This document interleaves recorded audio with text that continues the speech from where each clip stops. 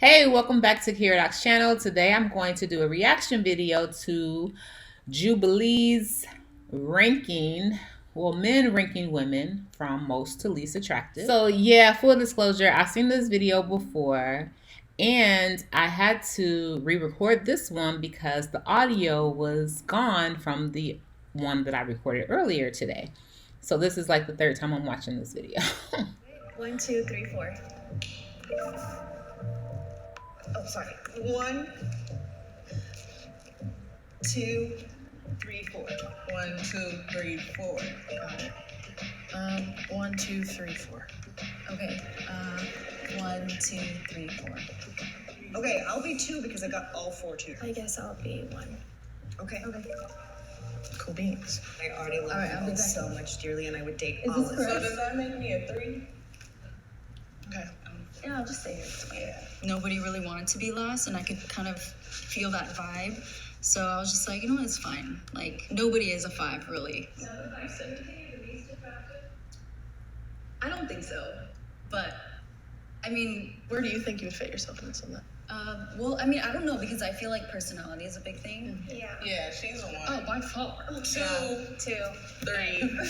Thanks. Well, I'll say 3. See, I would say 3 and I'm then gonna say 4. 3. Not saying you don't have a personality, but I'm like, Oh, I'm 5 again. I think we just put ourselves in order of most extroverted, not the most Yeah. personality. This is final.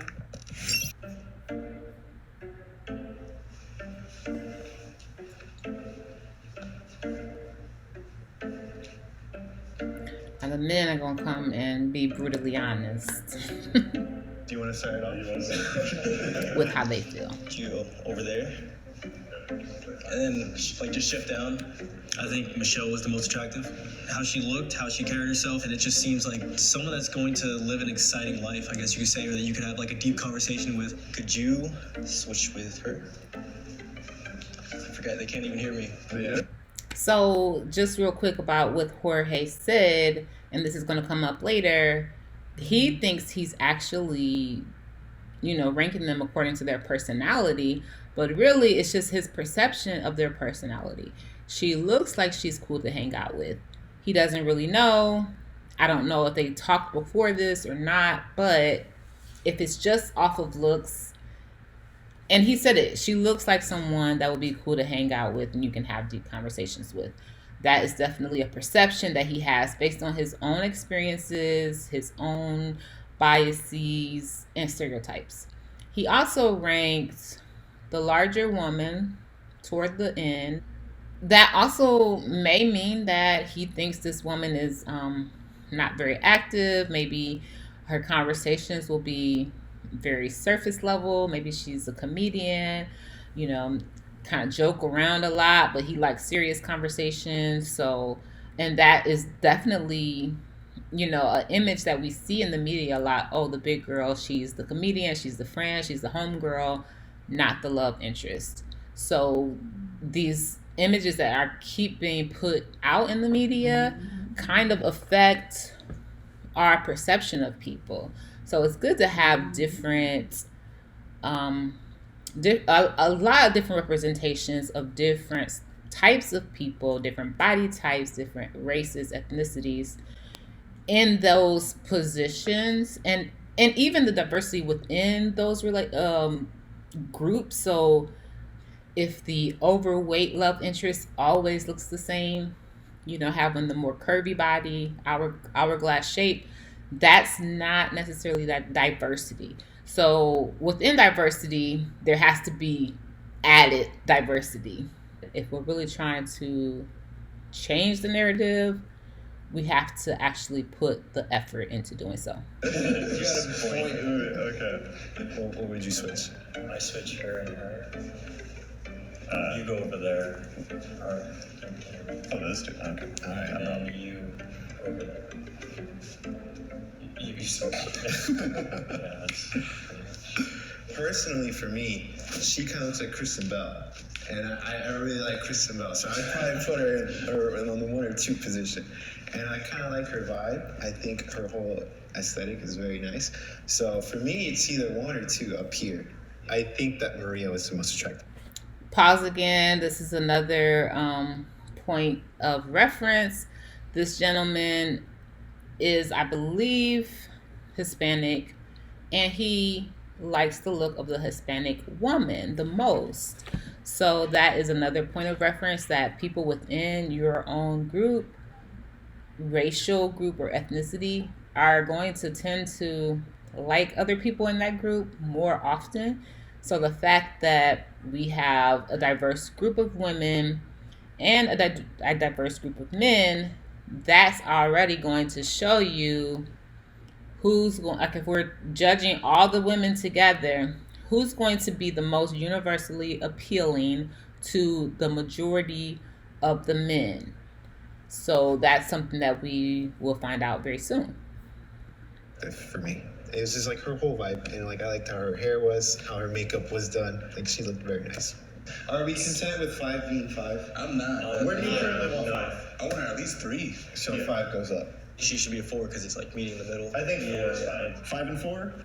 And again, the black man, you know, because maybe it's because he's attracted to black women. I'm sure he's attracted to all women, but you know, he is going to rank her higher than the other men because of her aesthetic. It's something that he is going to be more attracted to, like her vibe.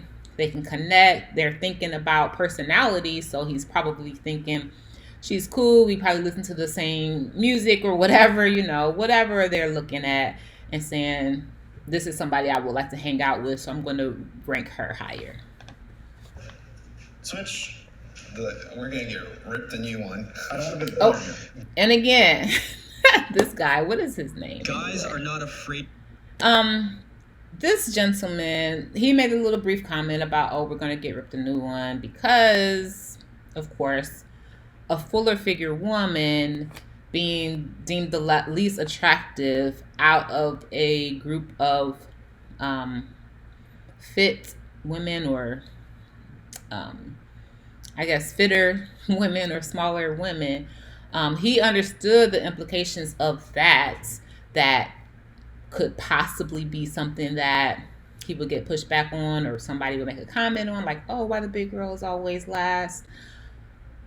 However, you know, I think across the board in today's society, bigger women are not, you know, that body type is not really looked at very highly, you know, because we just live in a different time. Maybe back in other times where the bigger you are meant the more wealth you had, then yes, or whatever reasons, there's plenty of statues of women who are voluptuous and, you know, large and soft and, you know, squishy and cuddly women. Not like the petite women, but the more voluptuous women. They were definitely looked at as a symbol of attraction, or, you know, that body type was attractive. So these things definitely change with the times. Currently, we do have some body positivity movements, but still the smaller women are going to be looked at as more attractive, and it could be the perception of, I like to work out. Is she going to want to work out with me? Is she going to want to be active with me? Is she going to be able to do this and that? And that's a real concern, because as a bigger woman myself, you know, sometimes I'm like, well, I can't really do that because of my weight. So, you know, it does play a role. So I do understand, you know, if a man is looking at attraction based on who I would like to hang around the most, then that would be some points knocked off if he's very active. But if he likes to just chill and maybe he doesn't care about that. To be more blunt, they were straight Anthony, up, hey, you're attractive, you're not. But girls were like, I don't want to be rude, you know, we're all beautiful in our own way. All right, are we And we are. I'm good. We're locking in. I feel bad. I get that. It is hard to rank someone in their face, definitely. So the women ended up ranking on personality, meaning who they thought was most fun to be around, which of course, you know, women and men have different ideas of who's fun to hang around. A woman is going to want somebody who's funny and the life of the party and or smart or can get you places and confident. Like those are things, or maybe street smarts. If their motivation is their group having attention from men, then they will choose based on what men find most attractive. But I think they really did rank based on who they wanted to hang around, and so did the men. Yeah, this is the results. I understand them. They are logical from what they said, I think, from how they explained their rankings. The way the guys were ranking the girls, I actually think we were doing it mostly by personality. I was super anxious about ranking them. My hands were getting all clammy. I was like really uncomfortable being the one to be like putting them where I thought. You know, it's obviously something that we do like in day-to-day life. We rank people, you know, subconsciously, but having to do it like in front of them and like them watching you rank them wasn't fun, but definitely a memorable experience. Well, I was at 5, and now I'm here, so I'm like, thank you. I don't know, it's very interesting, I feel. I did think coming into this, like, cultural stereotypes would be a factor. Them ranking me first kind of shot that down, I guess, because I didn't think they would choose, like, an Asian girl first. So that, I was completely surprised that she was so not aware that Asian women are highly favored among many people who are dating, many men who are dating. And I'm going to reference that survey or whatever it was done by OkCupid, I believe, that the women who got the most responses from men were Asian women first, and I believe Hispanic women, then white women, then black women. So it's pretty much in the order of as far as race goes, and I'll have to verify that, but I believe that's how it went.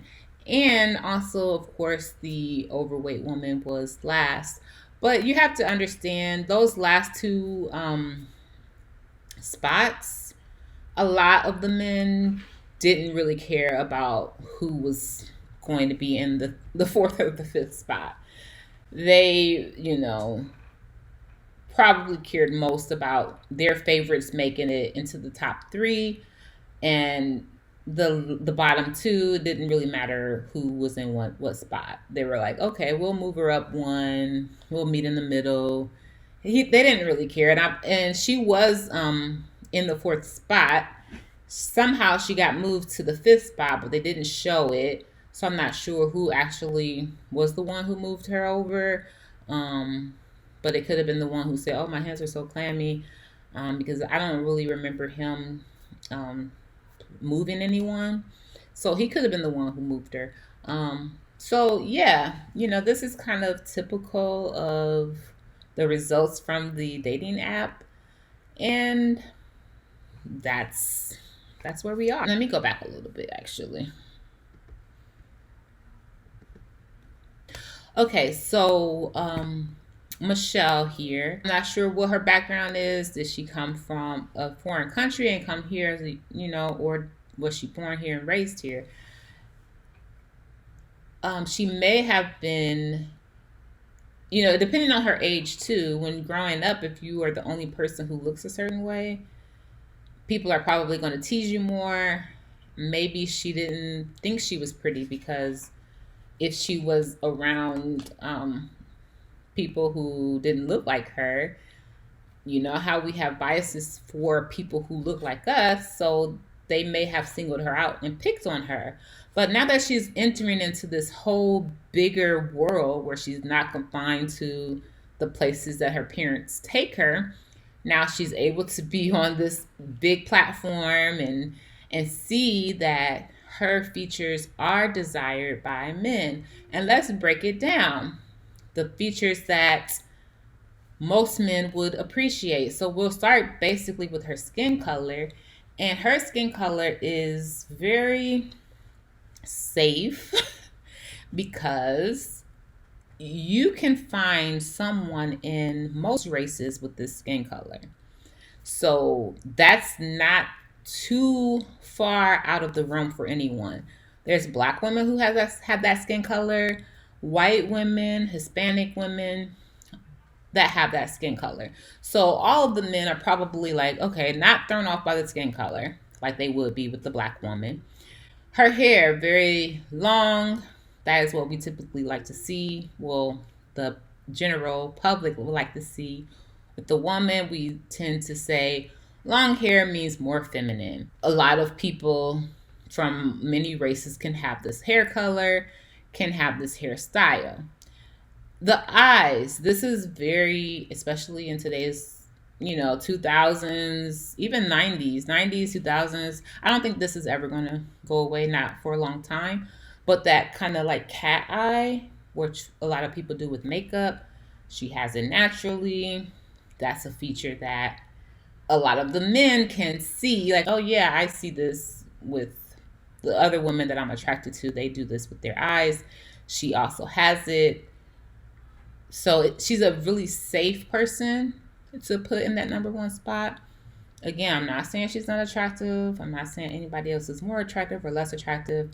I'm just rationalizing why she would be put first. And to me, it's because most races of people can look at her, and of course she does look Asian, but the features, if you take them off, that sounds weird, but if you look at them individually, her features, you can say those features are features that other women have that those men may find attractive. I think of a male viewing me as attractive or not versus a female, it's definitely different. Because in a male setting, judging me, I knew that was going to happen. Like, I'm not stupid. So, like, I'm aware of how others view me. I was surprised at them placing me at the bottom, but at the same time, I know out of a room of beautiful girls that I was put in, that from the jump, there was no chance for me. So, if she maybe did something different with her hair, she would have looked her personality more. She does look very feminine with the cleavage and the flowers and the dress and the hair. Like, I do feel she likes that girly, like look, or she feels girly. She likes to identify as girly. A little bit more color. Maybe that's what I'm thinking. So if she would have had a little more color, then possibly, I don't know, actually, because I don't think the guys cared about the last two spots. And they were going to just rank the black girl higher just because the black guy said it. And nobody was like vouching for her. But she's attractive. That's all. And we know that the BBWs aren't appreciated in today's society as much. Yeah, there was no chance there. Me being the only black girl, like, I knew that I wouldn't really rank higher because American beauty standards Yeah. versus what people see, people of color, like, it's different. The guys that I interact with, they socialize more with black women and they think more black women are attractive. I think that the guys ranked the woman from appearance more than personality. Most of the time.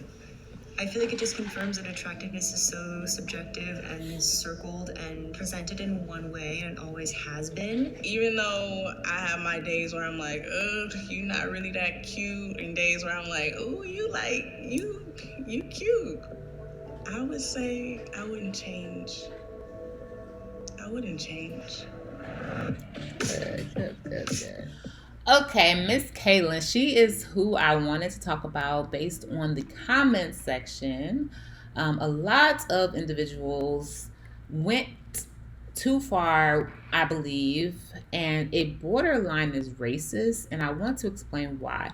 I don't believe that you're racist if you don't find her attractive, or if you don't find any black person attractive. That doesn't mean you're racist. But if you look at her and say, oh, you look like a man, so that's why you're not attractive, then that is rooted in white supremacy and racism. America has a standard, they mentioned it before, there's a European standard of beauty, and that is the standard in America because there are more white people than there are of any other particular race or ethnicity. So in the comment section, a lot of people said that she looked like a man. And I took issue with that because I know what they're talking about. They're saying, oh, she has bigger features. Bigger to a lot of people means masculine. So bigger facial features, bigger bodies. So even though she's not overweight, you see she has more muscle than the other women. It appeared, even the blonde who was tall and was like a dancer's body, that's more, they're very strong, but they don't look as strong as, like, say, a gymnast. So a ballerina, even though she's strong, her body looks different than a gymnast. So okay, she has a more athletic build, which is most often associated with masculinity. When you have a lot of different races come together in a place such as America, there's going to be some differences because things don't always translate from one culture or race to the next. So a small black woman may be her size, but to an Asian person, she would be a large woman. Her features are not indicating her gender. They indicate her race, her ethnicity, her genetics. Larger men are going to create larger women. Larger women are going to create larger children. And it's going to continue to go on to where we have certain races are generally larger. And I'm not talking about being overweight. I'm talking about the natural weight, the baseline weight, or the healthy weight of black people is like her.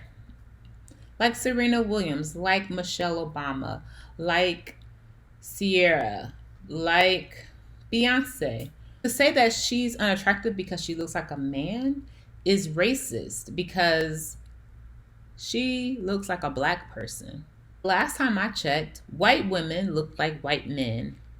Asian women look like Asian men. Hispanic women look like Hispanic men. And I keep saying Hispanic, but you get what I'm saying. It's kind of a shortcut way to say all those different nationalities. Brazilian women look like Brazilian men. Mexican women look like Mexican men. Caribbean women look like Caribbean men. Spanish women look like Spanish men. And if you want to have your own biases and you don't want to change them, that's fine. Like, I'm not trying to say you need to change it. I'm not trying to say you need to find her attractive, or any black person for that matter. What I'm trying to say is understand where you're getting that from, that message. And yes, there are higher levels of estrogen in women, which gives them the appearance of being less rugged, more soft. So I do understand what you're saying, but you have to compare it with other people of the same race. You can't compare everybody based on European standards. You can't compare you can't compare this black woman based on a European woman. You have to compare her based on other black women. You can't compare an Asian woman based on European standards. You have to compare her based on other Asian women. I know a lot of people like to say there's only one race, there's the human race. And okay, that's fine. You can say that all you want. Yes, we are one people, one race. But there are many phenotypes within the race. All of this is relative. I understand that this is very shallow and it's based on your preferences, and a lot of people don't like being questioned about their preferences. But I believe because this video was created by Jubilee to kind of start a conversation, that I'm well within my right to discuss the issues that affect Black women, especially. Oh, one other thing that I wanted to say is specifically to Black people. Now, within our community, we have colorism, and colorism also includes featureism is a word that was coined by, I believe, Chrissy. That's who I heard it from first. So I think there's a lot of self-hate within our community about our features. And if you want to cancel your features and not pass them along, I'm not saying you have to pass along anything. I'm just saying to think about where it's coming from before you act on it, before you say certain things, before you say, oh, Black women are the least attractive women. If you're saying Black women are the least attractive women, then Black men are too. They have a slight advantage over the Black woman because men are supposed to be big. Men are supposed to be, strong and have bigger features. For a man, a Black man especially, to say, oh, Black women are masculine, they're unattractive, they're this, it's basically coming from white supremacy and European standards of beauty, because within our community, just like every other race of people who generally likes their own race more than other races. Now, of course, you're always going to find other people attractive. Like, you can look at another race and say, oh, that's an attractive person. Yeah, that's my thoughts on it. So what do you think? Let me know in the comment section below, and check me out in a future video. So please subscribe before you leave so that you'll know when I upload other videos. Bye.